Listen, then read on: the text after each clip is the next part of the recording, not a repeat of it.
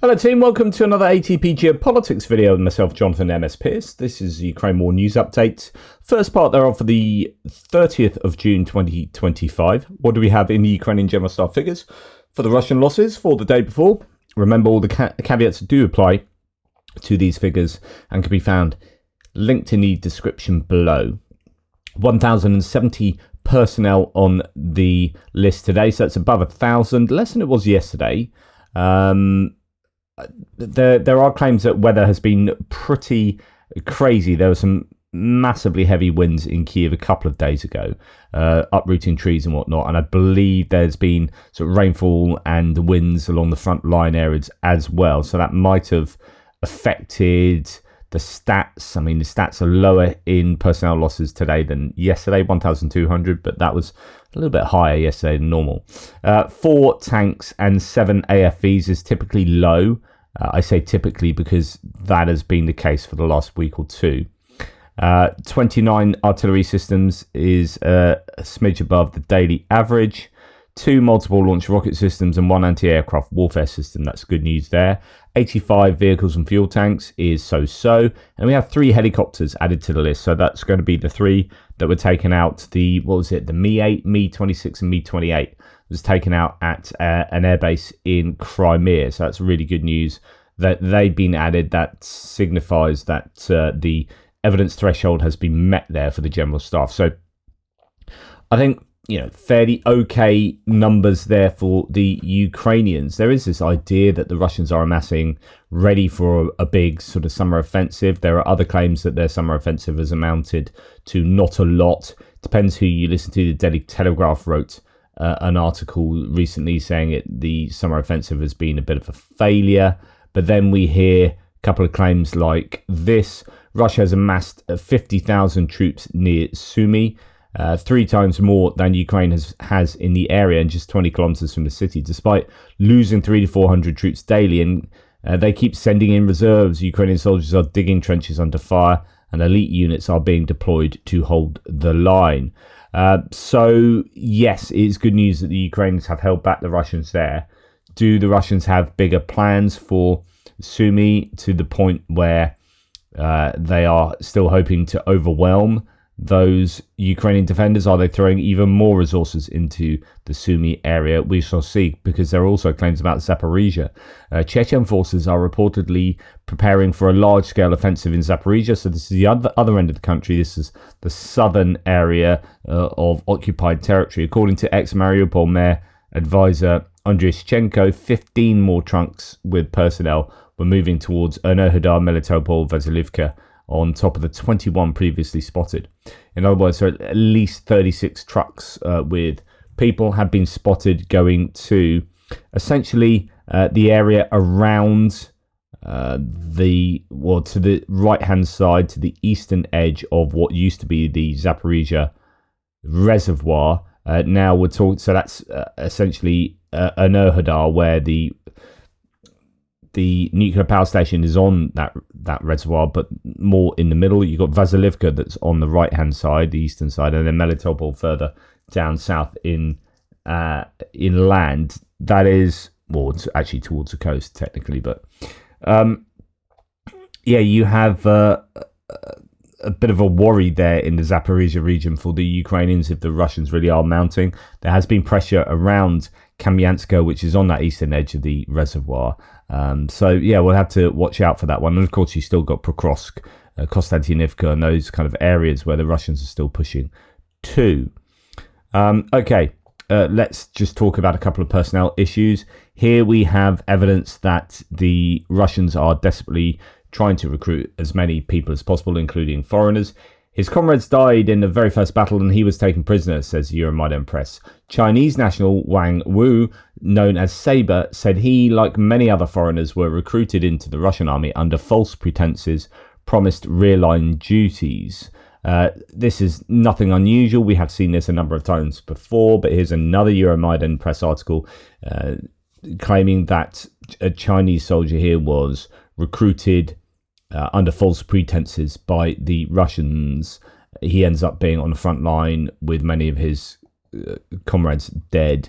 And then another such story, these 2 Africans were captured by fighters from the K2 battalion and their allied units. Both say they came to Russia to earn money, but not through war. They were supposed to be going to Russia to make shampoo and to treat teeth. So I don't know what jobs they were planning on having. Obviously one in dentistry, but they end up being on the front lines and fighting for the Russians. Problem is, if the Russians can do this at scale, then, just as I would say with the North Korean soldiers being brought into fight, this is an issue for the Ukrainians, because the Russians can extend their fighting time. They can protract this war much longer than it needs to be if they can draw on these other resources. Now, Tatarigami has a thread, stories of undercover operatives who stay behind enemy lines and later fight in special ops units through some of the war's toughest battles are usually found in movies or games. But this isn't fiction. These are key points from our interview with Artem Shkidny-Karyakin. Artem, a native of Donbass, says he witnessed signs of Russian influence long before 2014 in his hometown in Kadivka, formerly Stakhanov, a mining city in Luhansk Oblast with no historical ties to the Don Cossacks. A so-called Don Cossack group appeared in the early 2000s. By 2014, the same Cossacks were seizing government buildings in Kadivka, this time armed and operating under Russian flags. Many weren't local. They had come from the Russian Federation, as had others who helped take control or by force during the spring occupation efforts. In response, local residents organised rallies, distributed leaflets and stickers. The turning point came in spring 2014 when 2 schoolboys raised the Ukrainian flag atop a slag heap and were shot at. After that, many pro-Ukrainian residents began to flee the town. Artem chose to stay in July 2014 while under occupation. He created a Twitter account. What began as an effort to show life in the occupation soon turned riskier. He began posting locations of Russian troops, often including maps showing where equipment was stationed. In the fall of 2014, Artem was contacted via Twitter by Ukrainian intelligence and army contacts who urged him to stop posting details publicly and share them privately instead. From then on, he secretly tracked Russian troop movements and enemy positions in occupied areas. Over the years, this also came to include information about factories and enterprises under Russian control, the socio-political climate, local sentiment, and data on collaborators, those who had joined the Russian side in combat or taken positions in the security services. After leaving Donbass in 2021, Artem found himself in Kiev as a full-scale war began in 2022. He walked to the nearest unit, the TDF, that's Territorial Defense Force, and took up a defensive position in the Bucha Irpin outskirts. By summer, he had joined the 8th Regiment of Special Operations Forces. Artem's first combat deployment was in August 2022 in Bakhmut, then under heavy assault by Russian forces, including Wagner PMC fighters. Shortly after, he took part in the liberation of Liman in Donetsk Oblast. His most recent mission brought him to Kursk. The Kursk operation was unique in many ways. It was here he first encountered maneuver warfare, a style he found more challenging than fighting along a clear front line. In Kursk, Artem faced new Russian approach fiber optic drones, operating up to 10 to 15 kilometers deep. Another key difference was that for the first time, Artem and his unit were operating as a foreign army. He was careful not to mirror the behavior of Russian forces in his own hometown. In Russia, he told civilians they wanted to liberate Ukrainian cities, not to take theirs. Artem's also said that they faced the forces of 2 different totalitarian states. Engaging North Korean troops marked another distinction from the battlefield in Ukraine, though in a way their tactics in Kursk closely resembled those used by Wagner fighters in Bakhmut. When it comes to Donbass, Artem believes liberation and reintegration are entirely possible, but not easy. Russia created conditions in which nearly every second family in occupied Donbass has lost a relative to the war, direct consequence of the forced mobilization. But it's important to understand, Artem says, that Donbass, especially the areas occupied since 2014, is a region where civic engagement is weak. People's views and actions are largely shaped by their immediate environment, not by deep-rooted convictions. Even now, many no longer view Russia in a positive light. After years under the Russian flag, they've come to see the reality that there is little to gain and the false sacrifices were not worth it. Artem knows this firsthand. He lived among them for most of his life.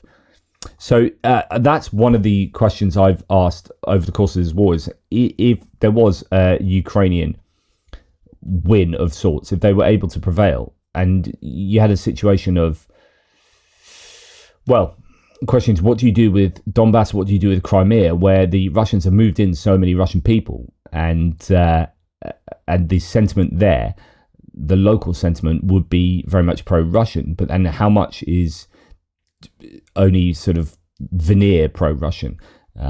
As this thread says, you know, that it's not deep rooted. It's just reacting to the immediate environment. But interesting thread there. Right, footage here shows heavy strike drones using, and this is quite incredible, they are dropping 122 mil and 155 mil artillery shells on Russian artillery and dugouts on the left bank of Kherson. So these are Ukrainian drone pilots, as you can see there, using full-on artillery shells, and that one drops and takes some time to explode, so I don't know if there's a delay fuse or something. But anyway, here is a video showing various strikes using munitions such as these shells. So that's a new development. I don't know what that tells us. Does it tell us that they've got enough artillery at the moment, or artillery ammunition, sorry?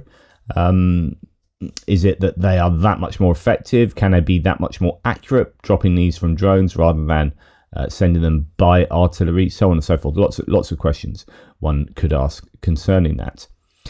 Here we have the Russians now using a bit of ingenuity here by here we have a Russian FPV drone with solar panels spotted in the Kherson region. And I gather this would be able to fly, let's say 15 kilometers, charge up over, I don't know, a day or two, and then maybe fly another 15 kilometers. Fairly clever, I would have thought. Depends what it's doing. That looks more like a reconnaissance drone. Doesn't look like it's got any munitions underneath it. But yeah, that is an interesting innovation, giving it, I presume, further range. Right, here we have a video of more drone interceptions. This one's quite interesting for a couple of reasons. First of all, it is an interceptor drone just about to take out a Lancet, and it gets beaten to the Lancet by another interceptor drone. So then the question is, well, you know, does this actually indicate a bit of an issue with communication? If they're not quite sure who's taking out any given drone, you know, is it not a show of inefficiency that there are two drones here working on the same Lancet, or did they both know the other drone was there and that it was like, we need to definitely take this down, don't know if I've got enough power in this drone, so get another drone up? You know, I don't know the reasons for it. Then we have, so there's a drone that comes down. You've got this other drone that looked like it was just about to hit it, and another one comes down, but it blows up, I think, in front of it. Some are suggesting that's a proximity drone there, and I've seen frame by frame analyses. Yeah, so there you go. It's in front of it. I think, is that it there, or is it there? It's in front of it. Yeah, no, it's there. It's like a black smudge there, and it blows up. So it blows up without hitting the drone. So it does look like it's a proximity fuse, which I think is interesting. And then that drone goes bye-bye. And then we have a whole bunch of 9 Gerber drones being shot down by the 1129th ZRP. So what is a Gerber drone? How's it different to the Shahed? It is smaller than the Shahed, that's for sure. Russia shows off their new Gerber drone, which has a foam fuselage. This was back in 2024, July 2024. So Russia published a video showing a new drone that was shot down on the night of July the 24th and was not immediately identified. It is called Gerber, has a foam fuselage and can be made in 3 versions. Thus, it is indicated that the Russian unit Stalin's Falcons distributed a video with a new drone that has a fuselage made of foam plastic and assembled with a rather low culture of production. This unit is closely related to Alabuga, where Shahed drones are manufactured. And in view of how and from what the Russian Gerber is already assembled, it is obviously that the Iranian drone remains the unattainable top of technology for Alabuga employees. Publication emphasizes a bit of garbled English, I think, there. From the video, it became known that the name of the new drone is Gerber. It is stated that it can be produced in 3 variants: electronic reconnaissance drone, kamikaze, or a false target. So these are often decoy drones. But yeah, so that's the Gerber drone, and we've got a video there of 9 of them being taken out by interceptor drones. Interceptor drones, as I keep saying, they appear to be a really important part of Ukraine's ability to increase their interception rate of drones, or these attack drones. And indeed, last night, well, it's interesting that the night before we had 470 odd drones sent in, and how many got through? Was it something like 31 or something? And then, or I don't know, around that number. Last night there were 107 drones, and only 31% of the drones hit their 31% of the drones hit their target, which means that only 74 were intercepted. That is not a great interception rate, and actually it's about the same in real terms, the same number of drones getting through last night as got through the night before on a much, much bigger scale of drone numbers last night. So, 2 nights ago. 107 drones were fired last night, 74 intercepted by Ukraine's air defense, meaning 64, entailing 64 being shot down, 10 being stopped by electronic warfare. 15 locations were affected by strikes. Debris is a problem in 2 more. So, last night, quite a few drones did get through. It looks like Kryvyi Rih is the scene of quite a bit of carnage today. As I was researching, said Tim White, for the start of today's thread, news came in of an explosion in Kryvyi Rih. Actually, it's caught on camera, this one. Here's a scene in the city in southern Dnipropetrovsk after a drone attack on a busy Monday morning. Indeed, there you can see the explosion. Kryvyi Rih update: 3 people are injured in this morning's drone attack. 1 of the wounded is in serious condition, the other being operated on by surgeons. Kharkiv was the worst hit last night overnight.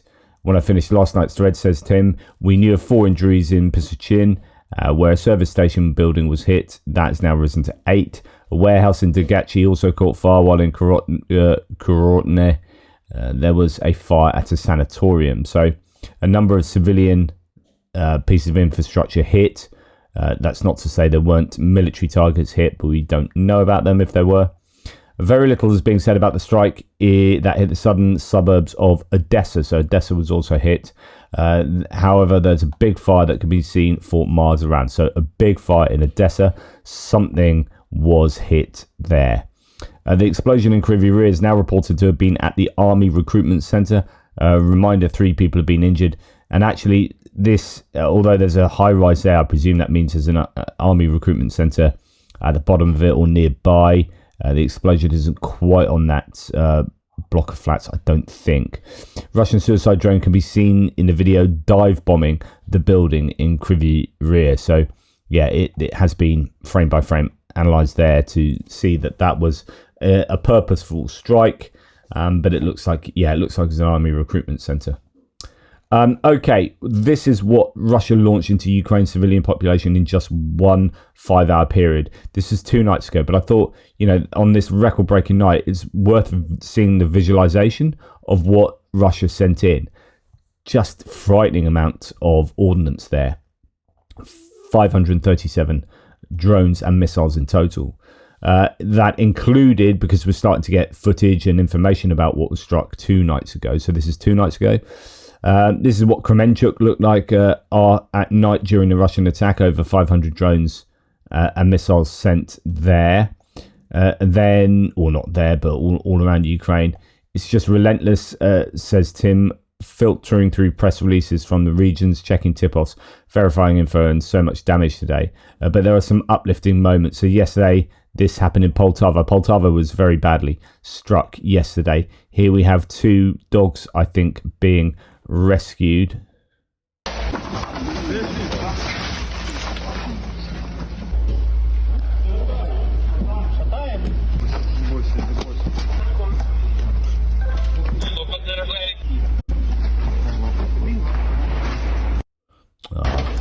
So that's good news, at least. But elsewhere in Poltava, lots of damage. I mean, you can go and check Tim White's thread from yesterday, detailing all the damage that was coming through throughout the morning and throughout the day. And I showed you that boat blowing up. Chicassie, all over the place, essentially lots and lots of damage throughout the day, including a Grand 3 jet-powered kamikaze drone. So this is another updated Shahid. The drone is believed to be based on the Iranian Shahid 238, with production recently launched at Russian domestic facilities. So the Grand 3, there's obviously Grand 2 and 1, just Russians throwing out more variety of those one-way attack drones. Take this with a pinch of salt, but this is Jason on my threads, who's been in Ukraine previously. He has contacts out there.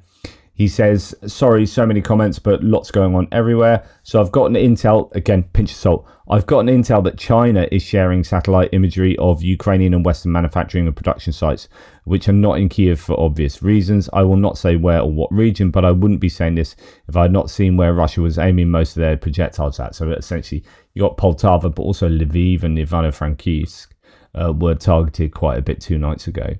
Kind of hard to tell with the entire country full of targets, but if you were Ukraine and the West, where would you set up production on the territory of a country that's been invaded? Certainly not on the front lines. You get the point.